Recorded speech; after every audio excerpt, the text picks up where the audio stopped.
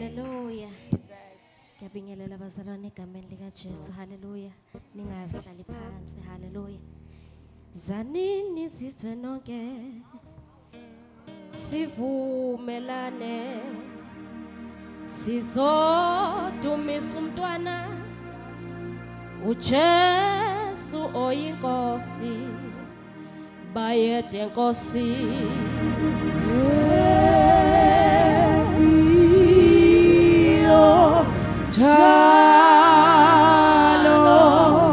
bayede nkosi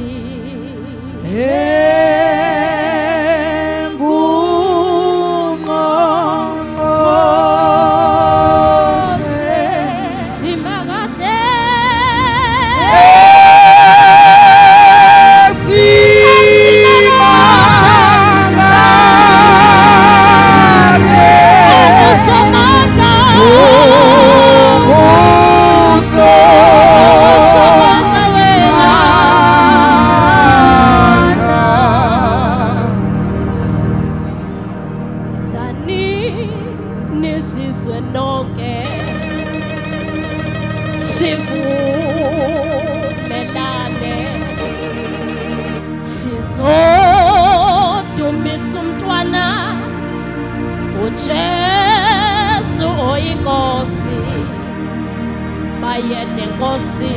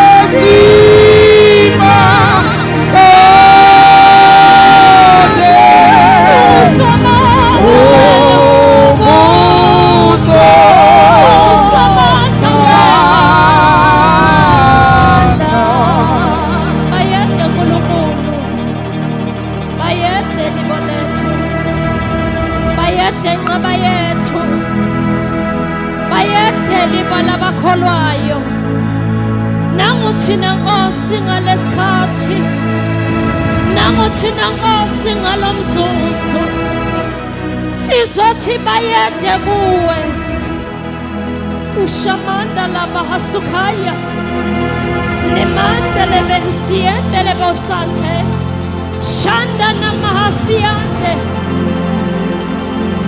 siyazwini lakho Nkosi izwe lesiqondisayo endleleni othezwini lakho libukhali inhlangothi zombili uthi liyahlaba lihlukanisa amathambo nomkhatha uNkulunkulu wathona amandla alehli libuyele emuva lingewenzanga umsebenzi alehli libuyele emuva lilaphatha khuluma nathi Nkosi.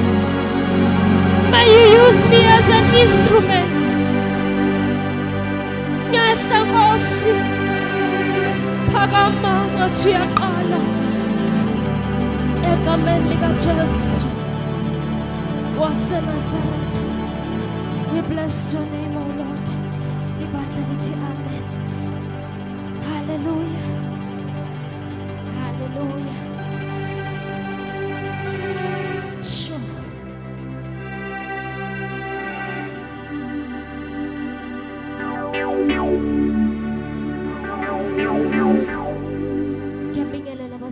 Egameni likaJesu ngibingelela umama, ngibingelela ubaba. Egameni likaJesu mfundisi uBhamuza, all the ministers, hallelujah. Hallelujah. Okay.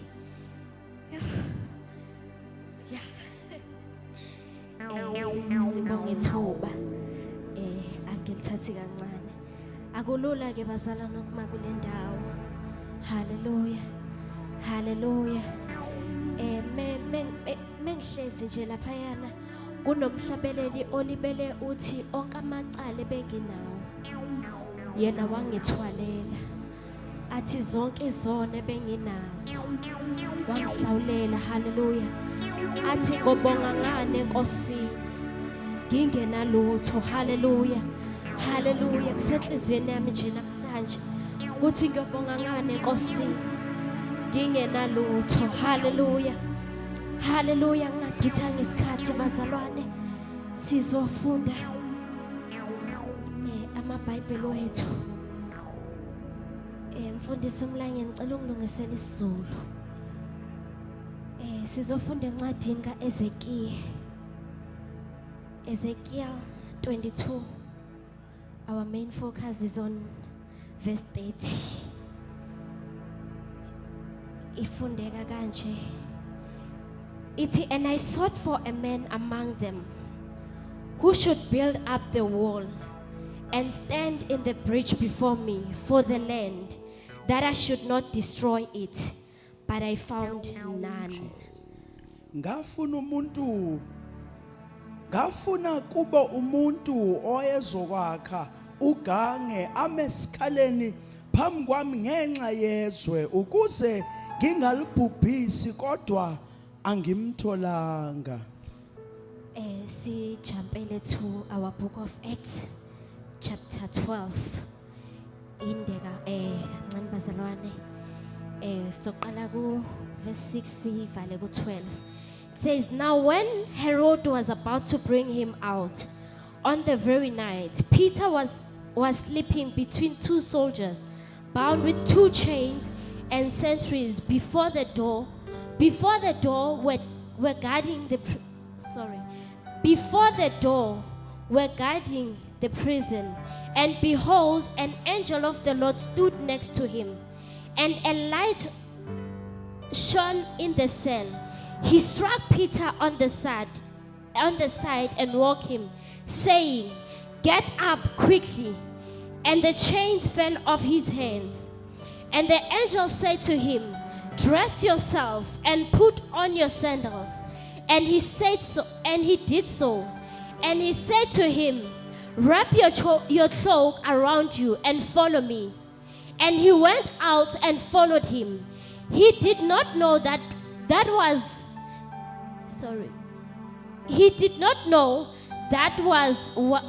what was being done by the angel was real, but thought he was seeing a vision. When they had passed the first and the second guard, they came to the iron gate leading into the city. It opened for them of its own accord, and they went out and went along one street, and immediately the angel left him. When Peter came to himself, he said, now I am sure that the Lord has sent his angel and rescued me from the hand of Herod and from all that the Jewish people were expecting. When he realized this, he went to the house of Mary, the mother of John, whose other name was Mark, where many gathered together and were praying. Verse 6. Kwathi ngosuku Herod ehlose ukumkhuphula ngalo amise kubantu, ngalobo busuku Petro walala phakathi kwamabutho amabili eboshwe ngamaketanga amabili, kukhona nabalindi phambi komnyango ababeqapha ijele. 7. Nakho ke sekufika ingelosi yenkosi kwakhanya bha ejele. Ingelosi yamthinta ohlangothini uPetro yamvusa ithi, sukuma ngokusheshsha. ayesewamaketa ngezandleni zakhe. Verse 8, ingelosi yathi kuye, gqoka ufake nezicathulo zakho. Wenza njalo. Yayisithi kuye, yembathi ingubo yakho ungilandele. 9, waphuma wayilandela, waye ngazi ukuthi lokho kwenzakalayo ngengelosi kuyiqiniso, kodwa wayecabanga ukuthi ubona umbono nje. Sebedlulile kubalindi bokuqala nabakwesibili, bafika esangweni lensimbi eliye emzini elazivulekela ngokwalo. Baphuma badlula umgwaqo wodwa. Ingelosi yayisimshiya ngokusheshsha. Isisangulukile ingqondo kaPetro, wathi, manje sengiyazi ngokweqiniso ukuthi inkosi ithumela ingelosi yayo ingikhululile esandleni sikaHerode nakukho konke obokubhekwe isizwe sabaJuda. Verse 12, sekumkhanyele lokho wafika endlini kaMaria unina kaJohane okuthiwa uMarku, lapho kwakubuthene khona abaningi bekhuleka. May the Lord bless the reading of His word. Hallelujah. Hallelujah, bazalwane. When we remember meqala this month, umfundisi, when he introduced the theme yokuthi wisdom to finish strong, he started by saying sesifike emaphethelweni wonyaka. Hallelujah. And he mentioned ukuthi iningi lethu we are exhausted. Hallelujah. Iningi lethu we are burnt out. Hallelujah. Iningi lethu we are experiencing fatigue. Hallelujah. Hallelujah. And abanye had plans maqala unyaka of which abakwazanga ukwaphetha kulesikhathi. Hallelujah. And that's when he said we need wisdom to finish strong. Hallelujah.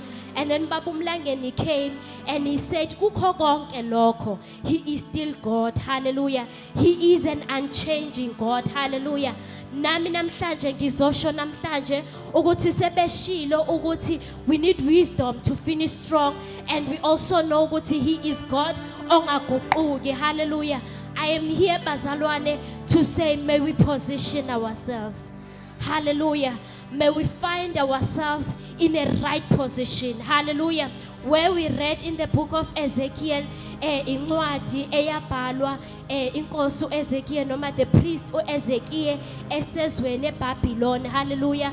Whereby isizwe ebesesenze isono ebusweni bukaNkulunkulu. Hallelujah. Sithola uNkulunkulu uthumela uEzekiel ukuthi athumele umlayezo wokuthi they have angered uNkulunkulu. Hallelujah. Ezweni laseJerusalem. Hallelujah. Sithola uNkulunkulu sekakhuluma nayo Ezekiel ukuthi ngamfuna umuntu. I searched for a man ozoma ezweni laseJerusalem ozobuilda the wall angangamfumana. Hallelujah. I went to search ukuthi what does it mean to stand in the gap, and I found ukuthi it's interceding. Hallelujah. It's when you intercede for everyone. It's when you seek God's mercy. It's when you plead uNkulunkulu. Hallelujah. Unxusa uNkulunkulu. Hallelujah. And we need to understand bazalwane ukuthi interceding, it's not for abantu abaselected. Hallelujah. But everyone is called to be an intercessor. Hallelujah. Hallelujah. Therefore, this is the time whereby we need abazalwane who will say, Lord, I am positioning myself to be an intercessor so that you do not destroy the land. Hallelujah. Hallelujah. And then I want to say to him, what does the building up of the wall mean? And it says it's repairing the brokenness. It's restoring what's being destroyed. Hallelujah. And we are building a strong foundation. Hallelujah. We need to understand bazalwane ukuthi when we build, umfundisi always explain ukuthi mesaka, we need a firm foundation. We need a strong foundation ukuze into esiyakhayo ibonakale ukuthi yapi. Hallelujah. Ukuze into esiyakhayo ingathi kusasa mekuneyimvula sibone isiyabhidlika. Hallelujah. And I told myself, okay, now we are building. We are building in a strong foundation. And one of the tools, bazalwane, or one of the materials esiwadingayo to build is wisdom. Hallelujah. The very same wisdom that we need to finish strong. Hallelujah. Hallelujah. We are building, bazalwane. The Lord is looking for umuntu who will stand in the gap. Hallelujah. The Lord is looking for umuntu who will intercede for the land. Hallelujah. Isizwe saseBhabhiloni besesonile kakhulu kuNkulunkulu. Sinegazi ezandleni zabo. They were practicing sexual immoralities. Zonke izona ikhona, but uNkulunkulu la sekathatha isinqumo khona sokuthi I want to repair. I want to kuyiselana nabo labantu. Kodwa I only need one person. Umuntu oyedwa ozokuma esikhaleni. The only person who is in the right standing with me. But he found none. Hallelujah. Hallelujah. We went to read the book of Acts. Incwadi ekhuluma ngoPetro. Hallelujah. Bazalwane, when we look at the book of Petro, the book of Acts, Petro was arrested. And kwabiza ibandla that is in the right standing noNkulunkulu. Akekho watshela ibandla ukuthi it's time to pray. But because bona bazi ukuthi thina simelwe ukukhuleka. Lithi iBhayibheli in the book of Thessalonians, we must pray without ceasing. It says we pray in season, we pray out of season. Ibandla likaNkulunkulu, they decided ukuthi bona they will pray ukuze kwenzeke isimangaliso. And kwenzeke isimangaliso, ingelosi yabonakala isimthwala uPetro. Hallelujah. Hallelujah. Ngila namhlanje sihlobo sami to say may we be found in a right position noNkulunkulu. Hallelujah. Sisemaphethelweni onyaka. Unyaka uyaphela bazalwane. And kulesikhathi lesi kula abazalwane abaningi they get distracted. Kulesikhathi samanje kulabazalwana abaningi abasukayo kwiposition yabo. Kulesikhathi esikuso yilabazalwana abaningi abathesta izinto bathi sizobuyela meqala unyaka siyobuyelana noNkulunkulu. Maye kuwe uthi uyabuyela kuNkulunkulu uthola ukuthi izulu selithe pencil down kuwe. Uthola ukuthi izulu selithe kuphelile ngawe. Hallelujah. Hallelujah. Abazalwane aba in a right position noNkulunkulu. Hallelujah. Hallelujah. Omunye angazibuza ukuthi how do I know ukuthi I'm in a right position? How do I know ukuthi I'm in a right position? Bazalwane asingabe bazalwane abangothathekile. Hallelujah. Asingabi ibandla elizothukisa ivangeli. Hallelujah. Hallelujah. Masiba bazalwane abazofana nesihlahla esitshaliwe phambi komfula ekuzothi noma zifika zisishaya kufika usama ifika ibhlobo fika ubusika lithole simile. Wabazalwane isihlahla simitshalwe phambi komfula sithi mesishayeka usibone bengathi siyawa. Babe beshona ukuthi hayi kuphelile ngaso kanti sisazobuya. Hallelujah. Hallelujah. Hallelujah. You don't know sihlobo sami mhlawumbe izulu libheke wena ukuthi uzokuma esikhaleni. You are the one ozomela umndeni wakho. You are the one ozomela umshado wakho. You are the one ozomela ihlobo zakho. You are the one ozokuma uthi Nkosi hayi ngesizwe sase-Alexander uNkulunkulu hayi ngebandla likaKristu. Kudingeka abazalwane abazothi hayi ngikhona mina. Hayi ngikhona mina. Hayi ngikhona mina. Mina ngizokuma. Mina ngizokuma ngithukwa. Mina ngizokuma kumnandi. Mina ngizokuma kukuhle. Mina ngizokuma kukubi. Hallelujah. Hallelujah. To search yourself. Search yourself. Lord, Am I in the right standing with you? Nkulunkulu, ngime kahle mina nawe na? Ngoba kuyenzeka uyitshela ukuthi usahamba kahle kanti chayile yakho.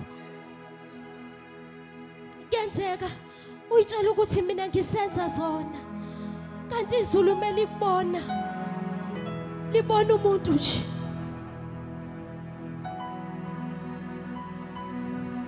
Search yourself. Sihlobo sami. Hallelujah. Hallelujah. Umuntu who is in the right standing with God is the person who is found in Christ. Hallelujah. Umuntu who is rooted in Christ. Hallelujah. Hallelujah. The book of Acts 17:28, it says, in him we live, in him we move, and we find our being. Hallelujah. Hallelujah. Asizukwazi bazalwane ukuhamba thina ngokwethu, and asizi ukuthi isono singasenzi ngokwethu, but we need uNkulunkulu, we need Christ in our lives ozosenzisa. Hallelujah. Hallelujah. Kwenzeke uthi noma ususibona isono uthi ngathi siyadleka lesi, ngathi simnandi lesi, kodwa uzwe izwi lithi hayi wena ungumntwana kaNkulunkulu, wena ungumgcotshwa kaNkulunkulu. Hallelujah. And only those who are rooted in Christ. Hallelujah. Hallelujah. Ukuze isihlahla sisuswe sihlephulwe, you need to go deeper. Uyosusa the roots. Hallelujah. So for you ukuze sitha sikunqobe kusho ukuthi kumele siyodila nobaba wakho. Hallelujah. Hallelujah. Position yourself, mzalwane.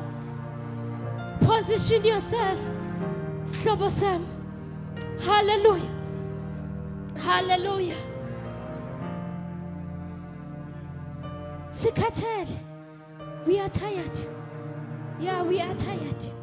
We are tired, bazalwane. But abazokwazi ukudlula kulesimo yibona labo aba in the right stand. Hallelujah. Umfundisi uyawachaza indaba yokuthi those who wait upon the Lord, he shall renew their strength. Hallelujah. Abazokwazi ukuma babe in the right position noNkulunkulu yibona labo who are in the right standing. uNkulunkulu will grant them strength. Hallelujah. Hallelujah. Hallelujah. Ngizosho njalo namhlanje. Set your heart. Zihlole. Go deeper. Go deeper, sihlobo sami. Zihlole. Uzihlolisise. Kuthi uNkulunkulu, am I in the right position? Ngime kahle yini mina nawe? Hallelujah. Hallelujah. Because you don't know. Mhlambe khona lento ekhona emndenini wakho, mhlambe khona lento ekhona emshadweni, khona lento ekhona ebantwaneni bakho, khona lento ekhona ezweni edinga wena ukuthi kube uwe ozokwazi ukihlephula uyiqhashule. Hallelujah. Hallelujah. uNkulunkulu, he is God. Nawe mangabe ubona ukuthi sekukhona la engiphambuke khona, uNkulunkulu, uNkulunkulu. Shilo baba umlangeni wathaka kuqulwa izimo. So ngenzanga kahle, you still have a chance to go back to him and say, Lord, angenzanga kahle. May you reposition me.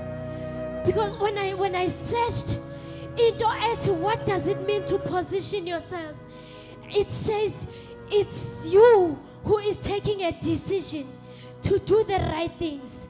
So bazalwane namhlanje ngizelana ukuzosho ukuwe ukuthi noma ngabe Usubona ukuthi bese ngiphambukile. You still have a chance. Shilo baba umlangeni wathi kusela insuku ezimbalwa. Only few days. But kuningi okusengenzeka. Only few days. Kuningi okusengenzeka. Only few days. Isengatholakala leyo moto ubuyikhulekela. Only few days. Usengathola lo muzi obukhulekela. Only few days. Usengasinqamula lesiqalekisa sibekiwe emndenini wakho. But it calls umzalwane omile who is in the right standing with God. Awasukuya umlomo nomlomo athi uNkulunkulu Nkosi nasisizwe uNkulunkulu nawo umntwana wami uyashabalala. Hallelujah. Hallelujah. Hallelujah. Kubiza abazalwane abamile. Abamile. Akusinoma ubani. Akusinoma ubani hlobo sami. Therefore today I want you to ask yourself a question. Nkulunkulu. Nkulunkulu. When you look, when you search, uyangibona na. Ubheka Nkosi. Ngiyashumayela. Ngiyakhuleka. Ngiyahlabelela. Ngikwenza konke. Kodwa wena uma ungibheka. Do you see me? Umbona umuntu omile yini esikhaleni? Hallelujah. Hallelujah. May we position ourselves, bazalwane. May we position ourselves. Hallelujah. Lokho engizokusho namhlanje. To search your heart. And if you know that you are not in the right standing with God, this is your opportunity. This is your time. God is calling you. uNkulunkulu uyakubiza to repent and come back to Him. Hallelujah. Hallelujah. Namhlanje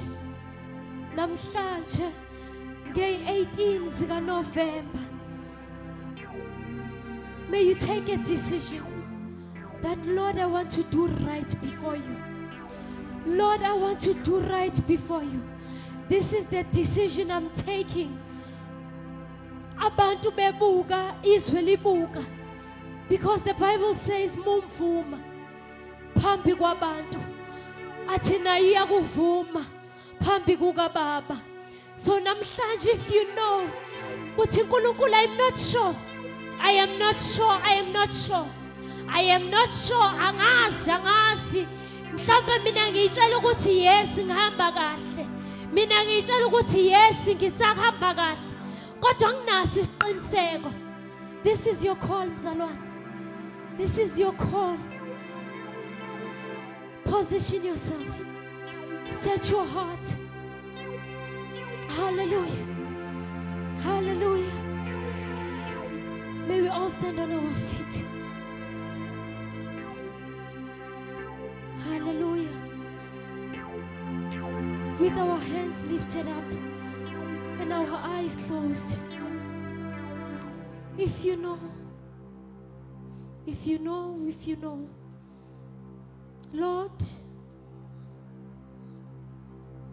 uNkulunkulu,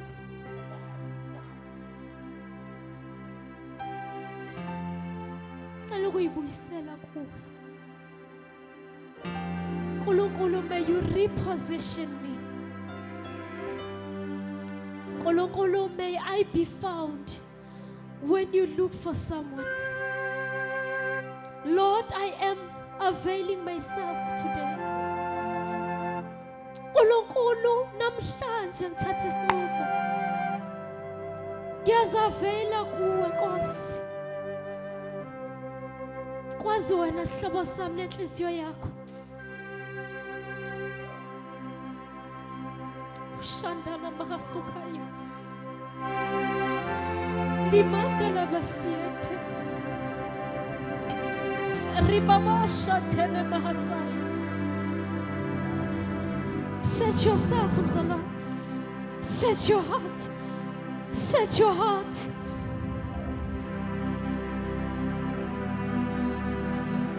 Ushandana mahasaya. Set your heart, set your heart. And if you know that you need Nkulunkulu to reposition you, may you please come forward. Awazi ukuthi awunaso isiqiniseko sokuthi umephi noNkulunkulu. May you please come forward.